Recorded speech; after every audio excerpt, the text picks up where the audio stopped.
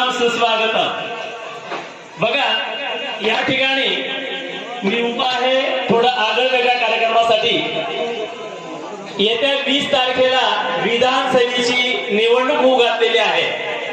कुठल्याही उमेदवाराच्या प्रचारार्थ मी या ठिकाणी उभा नाही, परंतु गावोगावी मतदानाची जनजागृती होत असताना आपल्याला या 20 तारखेला जेवढे मतदार आहेत बंधू भगिनी, यांना सर्वांना आपल्या मतदानाचा अधिकार, हक्क, कर्तव्य आपल्याला बजवायचं आहे।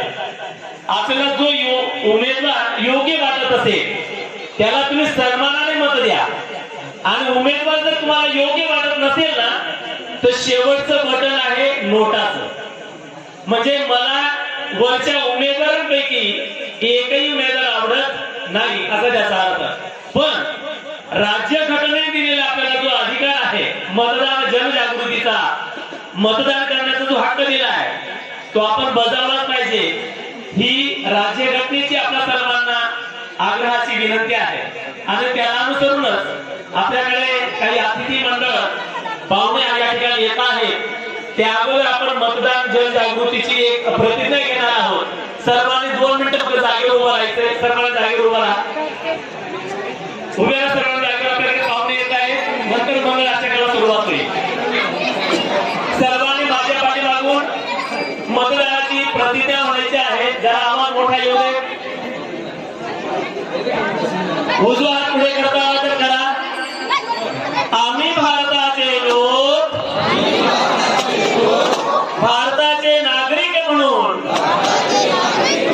लोकशाहीवर आढळ श्रद्धा ठेवून आपल्या देशाच्या लोकशाही परंपरा आणि मुक्त, निष्पक्ष आणि शांततापूर्ण निवडणुकांचा सन्मान राखण्याची आणि प्रत्येक निवडणुकीत निर्भयपणे धर्माच्या विचारांवर प्रभाव न पडता मतदान करण्याची आम्ही शपथ घेत आहोत।